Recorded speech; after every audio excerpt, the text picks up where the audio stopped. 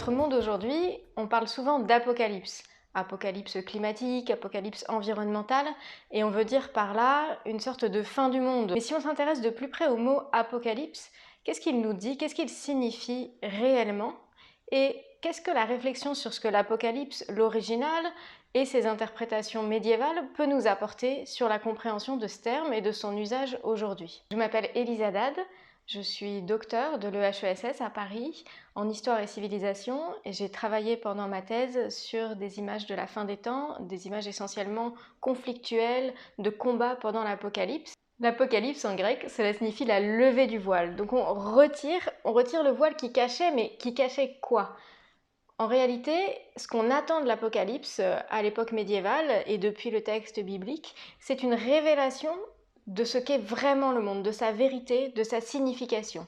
Alors bien sûr, on peut se dire, aujourd'hui tout ça c'est fini, aujourd'hui on vit dans un monde moderne ou post-moderne, en tout cas dans un monde dans lequel Dieu est mort, et on n'attend plus du tout ce genre de révélation, mais je crois qu'on aurait tort, et si vous me suivez encore un peu, on peut y réfléchir ensemble. Je crois qu'en réalité, le Moyen-Âge, dans sa conception de l'apocalypse, est plus réaliste que nous, c'est-à-dire que il se rend compte dans cette cosmologie chrétienne qui est coextensive à la société médiévale, c'est-à-dire vraiment l'ensemble des chrétiens et l'ensemble de la société. Dans ces sociétés, c'est à peu près la même chose. Et donc dans ce contexte, le monde dans lequel on vit, c'est le monde de la chute.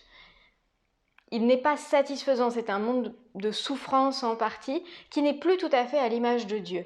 Et donc l'Apocalypse sera une charnière avec le vrai monde. Le monde juste, c'est le monde à venir, celui qui est après la fin des temps. L'Apocalypse, il faut la comprendre non seulement comme un récit d'événements futurs, mais en même temps comme une clé du monde présent. Par exemple, prenons les locustes, des espèces de sauterelles démoniaques, hybrides, qui viennent pour dévaster le monde, pour torturer les hommes à la fin des temps. Elles peuvent tout à fait être à la fois une représentation métaphorique des hérétiques, donc une image du présent qui permet de comprendre le présent, et en même temps des monstres tout à fait concrets qui un jour adviendront dans le futur, et au moment où on les verra, cela annoncera le début de la séquence de la fin des temps. C'est surtout une clé de compréhension du présent, tout en étant une annonce du futur. Dans ce contexte, les discours sur les différents épisodes, sur les différentes scènes, sur les différentes mises en scène de la fin des temps sont des discours pris dans des sociétés, ils ont donc des usages. C'est un acteur qui tient ce discours, en l'occurrence pour les images que j'étudie de sculpture architecturale, c'est plutôt l'Église. Si elle choisit tel discours, c'est parce qu'il a un usage social. Prenons d'abord une image du jugement dernier. Ici l'image du tympan de Conques. Quand on produit une image de jugement dernier, qu'est-ce qui se passe dans cette image de la fin des temps?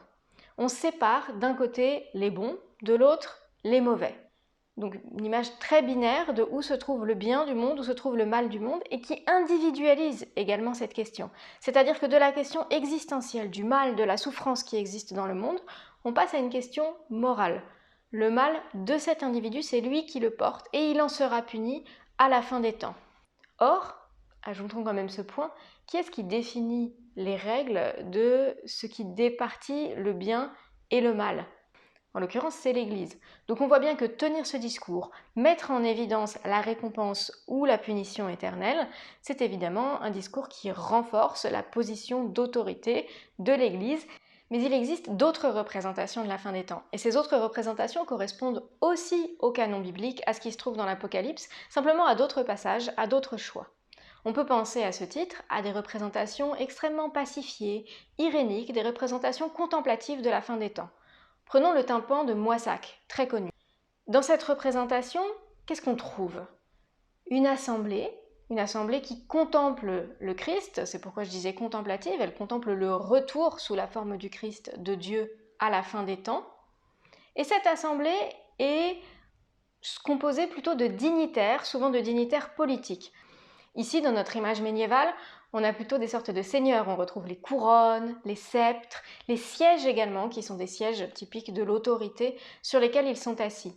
Alors pourquoi? Qu'est-ce que ça nous dit finalement, ces visions contemplatives de la fin des temps, incluant des dignitaires de la société, des dignitaires détenteurs du pouvoir temporel? Une image très puissante qui nous dit oui, peut-être le monde est imparfait, peut-être il n'est pas tout à fait comme celui de la fin des temps, mais il en est une bonne copie, une bonne approche.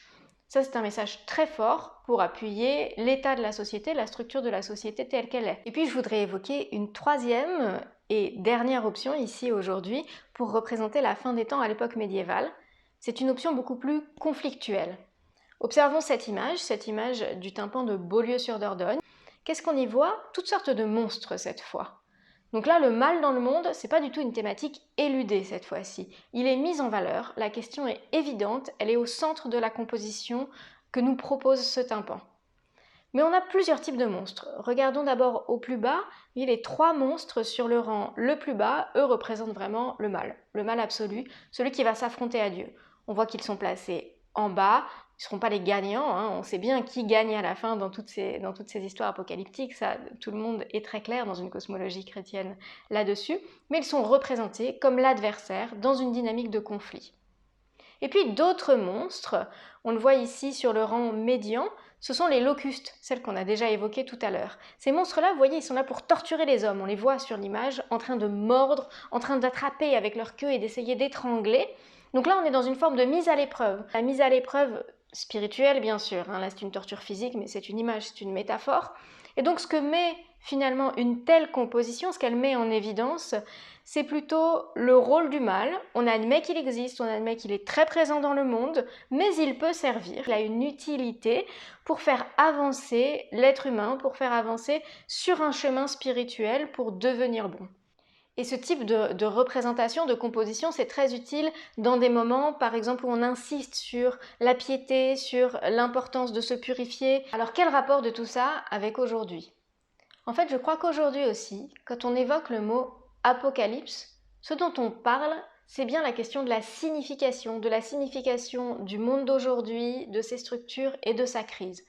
Bien sûr, de manière superficielle, on croit que ce qu'on veut dire, c'est simplement la fin des temps. Mais on se tromperait en restant là. En réalité, quand on évoque l'apocalypse, on ne parle pas concrètement de ce qui est en train de se passer. Non. Ce dont on parle, c'est la fin de tout qui nous angoisse, la fin de notre société telle qu'elle est aujourd'hui, et finalement le passage vers quelque chose. Alors qu'est-ce qu'on peut en faire? Finalement, je crois que quand on évoque ce mot d'apocalypse, il faut se demander quel projet de société on est en train de promouvoir. Parce que selon ce qu'on donne comme signification, on prend une position politique. Donc je crois que ce qui importe finalement pour nous aujourd'hui, c'est quand on entend le mot apocalypse, se rappeler qu'on ne parle pas simplement de la fin et de ce qui est devant nous, à venir, beaucoup plus au moment où on utilise ce mot, on parle d'un diagnostic que pose une personne sur la société d'aujourd'hui et d'une proposition pour une solution. Et c'est seulement avec ce regard critique dans notre bagage que finalement nous pouvons décrypter les discours et nous positionner dans des choix qui sont des choix collectifs, politiques et qui dépendent des valeurs et des réflexions de chacun.